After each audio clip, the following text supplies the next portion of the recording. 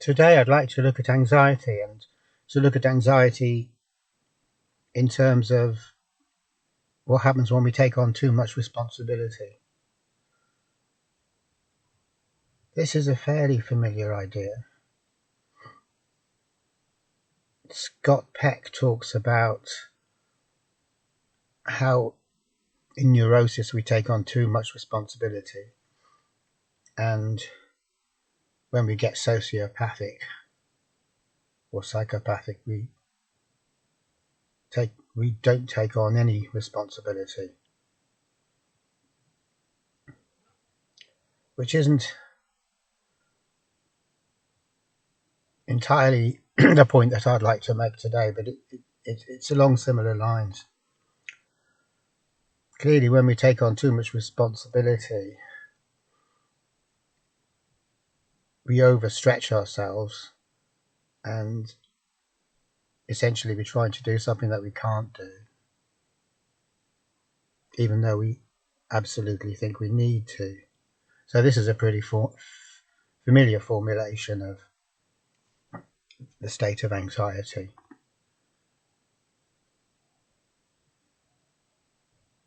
And we can start off looking at this business of taking on too much responsibility by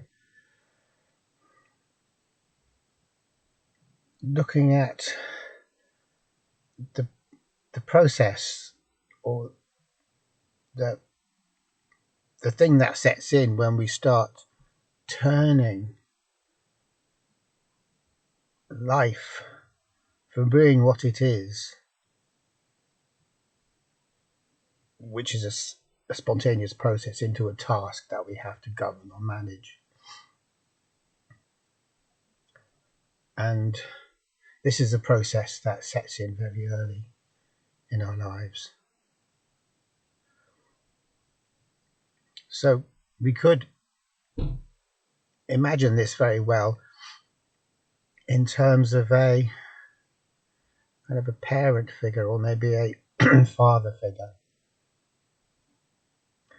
And that father figure is leaning over us and sending us a kind of a message.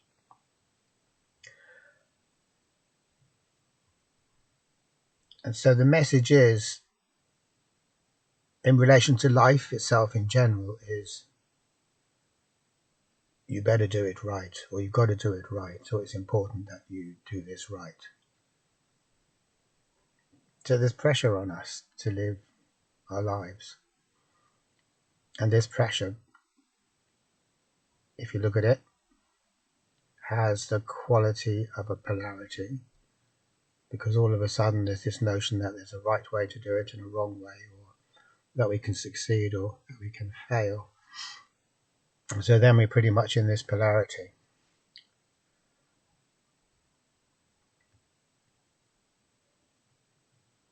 So it can be seen that in a way, this domineering father figure might be said to be coming from a good place, in as much as they want us to get the most out of life and not slack off and waste the opportunity the opportunity that life presents, whatever that might be. And so they're putting this pressure on us to make sure that we rise to the occasion and don't waste our lives, basically. And in a very superficial sense, this seems to make sense to us. In one way, it's part of our parental duty to a certain extent, in certain areas, put pressure on children. Like if one child's bullying another child, we put pressure on them and say, don't do that, that's bad. And that's fair enough. That's our true parental responsibility, I guess. But when we're not talking about specific things in life, but life itself in general, that's when it all goes badly wrong. Maybe I shouldn't say that because I'm introducing a polarity, but that's when it takes up this kind of quality creating suffering and stress to no good end. So we can get an insight into this if we think, instead of thinking about this business of living life, we can think about creativity. So if I'm a writer or a poet and I'm putting pressure on myself to write something good, and of course all writers want to write something good. It's natural. We don't want to write something that's rubbish. Of course we want to write something good. So it comes quite naturally that we'd put pressure on ourselves and we'd be kind of leaning over ourselves saying, produce something good, make something good, make something good. And to the extent that we do this, we strangle our creativity. We cut it off at the root. Creativity doesn't happen as a result of pressure or control. As we know, with creativity, we can see this fairly well. Or at least if we ever had an experience of being involved in some kind of thing like writing or poetry, we know damn well that putting the pressure on doesn't produce a great product. We know damn well that the more pressure we put on, the crappier the product is. Lawrence Durrell wrote somewhere that the art of writing is not to lean too heavily on it.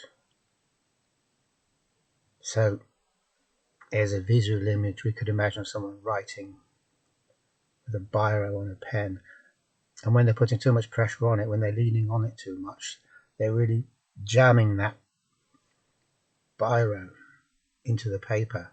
They're pushing, they're making it into a forceful kind of thing. So Lawrence Durrell's words of advice to a writer is go very gently, delicately. No forcing. So you could imagine that we're not pushing the nib of the pen or straight through the paper in our keenness to produce something good, but we're just very gently just making contact. And there's no forcing. And the reason there's no forcing is because we're not saying to ourselves that we have to produce something good. We're free to produce something rubbish, just as much as we're free to produce something good. So here we're back with the idea of equanimity. So it's the equanimity that the creativity comes from. We've given ourselves the present of freedom, present of freedom. We're free to produce rubbish. So we can contrast this with the overbearing,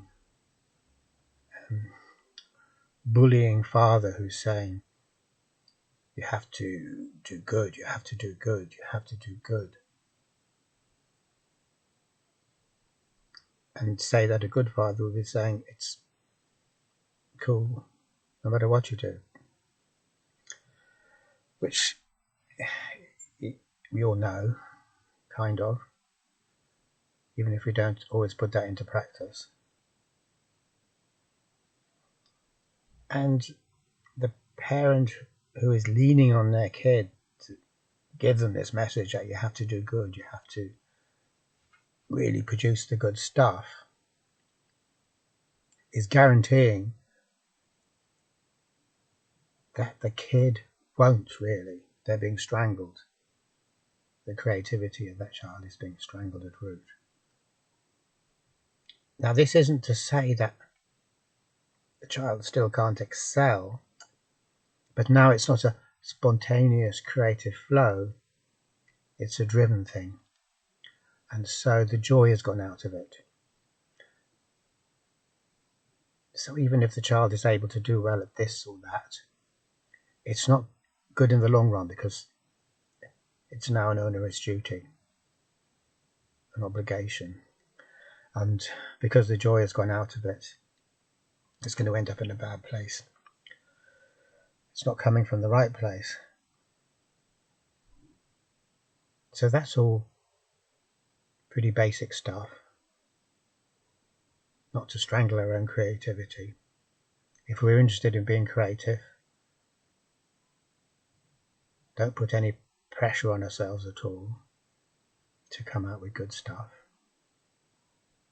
So then we can relate that to the business of living life. And it's fair enough to say that living life is a creative act.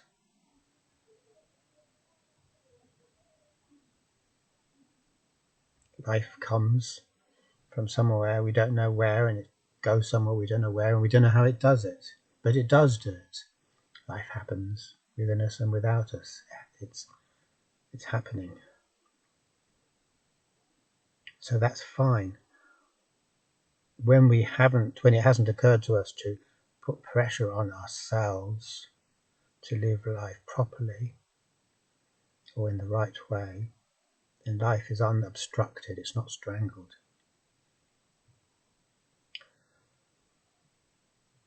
But when we confuse life with some sort of game or performance or task and turn life into a task, then the nature of our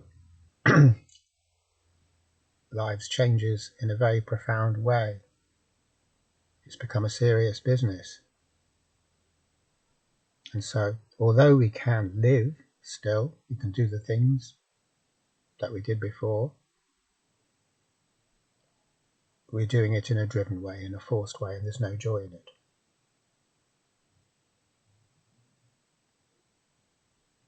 So that is missing the point in a very profound way. We can force ourselves to live life and get stressed out in terms of doing it the right way and not the wrong way. We're entirely free to do that. But if we didn't do it, we'd still live life and we'd actually enjoy it. I don't mean we'd be happy all the time, but there would be joy in it. It wouldn't be something that we keep on having to force ourselves to do and strain and strain and strain, and then get exhausted and go to sleep and do the same thing next day. And we wouldn't be producing products in line with what the thinking mind wants us to produce. It wouldn't be something that's based on control, which is infinitely tedious. Because if I get the idea that life is about control, even if I do manage to control successfully, all I'm ever doing is producing what I knew I was going to produce anyway. I'm not surprising myself, I'm just repeating myself. And somehow the fact that I can control the situation in order to keep on repeating whatever it is that I'm repeating, because there's a sense of security in that, because I feel I'm in control, what I'm in control of is not a creative thing. It's a machine type thing. It's a machine going through its routine, belting out whatever it's belting out, banging out whatever it's banging out, churning out the product, and the product itself is entirely worthless. It's utter garbage. But I'm not really looking at that. What I'm looking at is I have to keep producing the product, which involves not questioning the product. I have to meet the specifications of what the product's supposed to be, and then the satisfaction I get is from being able to do that.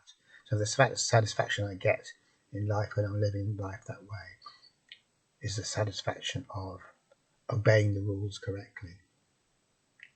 So in a very, very limited way, I can say, that's great. I've obeyed the rules correctly. I am a good cog in the machine. But if we were ever to allow our consciousness to expand a bit, we'd see that the rules are meaningless and the product is worthless. And so being able to obey the rules very, very well doesn't matter a damn. It's a kind of a stupid thing that I'm doing. So when we bring controlling into life, we're not living creatively, we're living mechanically. And at the very best, living mechanically is dull and repetitive and lacking in the essential element of surprise. We never surprise ourselves or anyone else. And at the worst, it becomes a nightmare because we're trapped in this machine which is controlling us, and we've lost ourselves in the process. So that's where the pain comes from. We've actually been lost. Our true spontaneous or creative self seems to have disappeared out of the picture. And this loss of our true selves is suffering. It's the purest form of suffering. It doesn't matter what I do or what I attain, if I've lost my spontaneous core, I'm never going to feel okay. I can maybe keep on trying to obtain the satisfaction of being a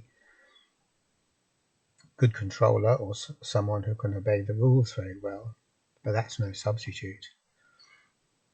It's a very bitter substitute for life itself. And the curious thing is that humanity has always been very keen to go down this road of turning life, which is free or spontaneous, into a driven process where we're kicked up the arse from behind and lured on with various promises from in front, so that we're always either fearing the kick in the arse or experiencing intense desire states towards the lure, which means that we're never actually aware of where we are or what it actually feels like to be in the present moment. So human beings have always tended to do this, and religion's a really good example. Generally speaking, what happens is that we have this notion of God who's really no more than a overbearing, bullying father figure, as has very often been pointed out, of course. And this projection of ours, who we call God, which gives him the extra authority, of course, even more authority than the biological father, is leaning down on us, saying you have to live life the right way. You have to live life the right way. You mustn't make the wrong decisions. You mustn't go the wrong way. You mustn't go against my plan for you. And the stick is hell, and the carrot is paradise, of course. Very, very common formula. So this conception that we have of the deity is very effectively jinxing our lives. Jinxing our lives in such a way that we never get to live our lives. We never get to live life. Life is a spontaneous thing. We don't get to live it. Life is in the moment, and we can't see the moment because we're too stressed out. We're too caught up in doing the right thing. So our thinking mind is always operating, always looking ahead, always analysing, always trying to see, am I doing the right thing? Or maybe I'm not doing the right thing.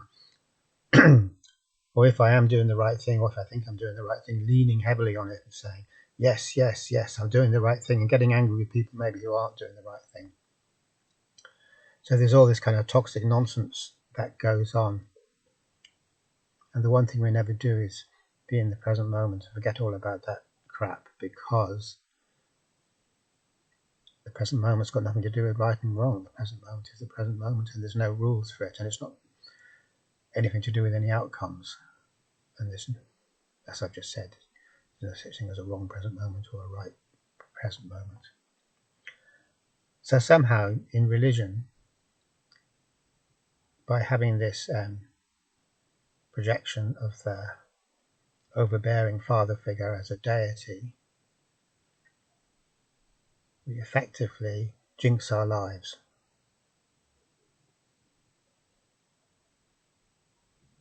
Which is an utterly bizarre thing to do. In a way, maybe it could be said, well, by being supremely obedient to the will of God, or what we consider or understand to be the will of God, that's okay despite the suffering, because we'll get rewarded in heaven.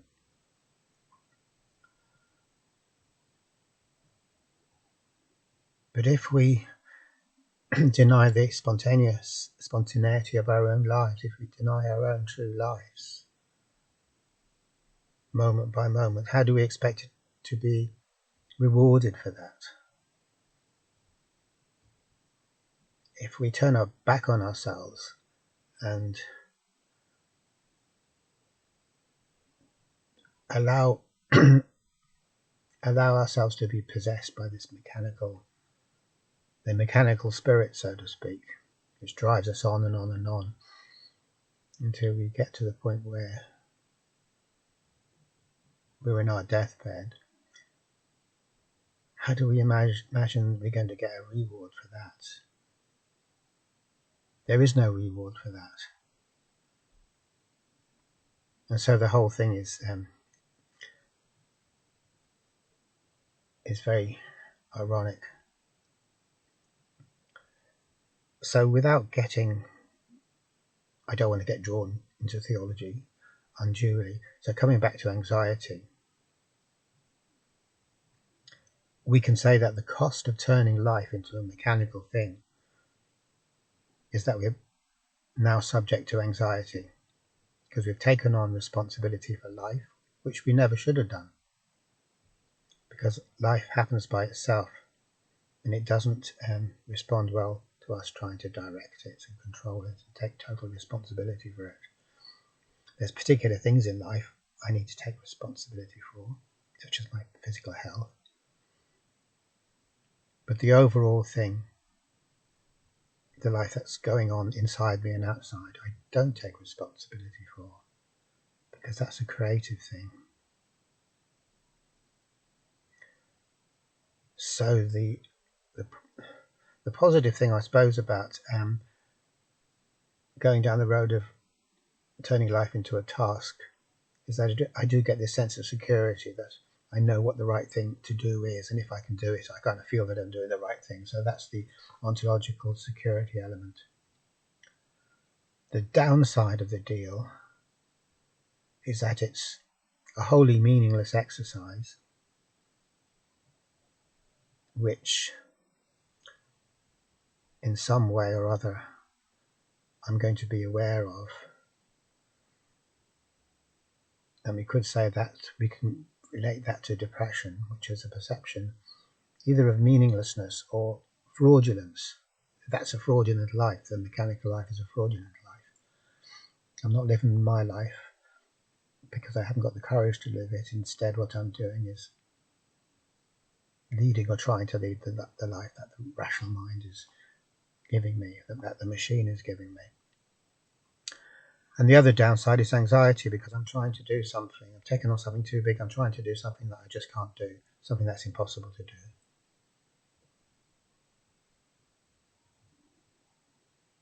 So as we can see there, the downsides are pretty big there. And the so-called advantage is pretty crappy. Okay, thanks for watching.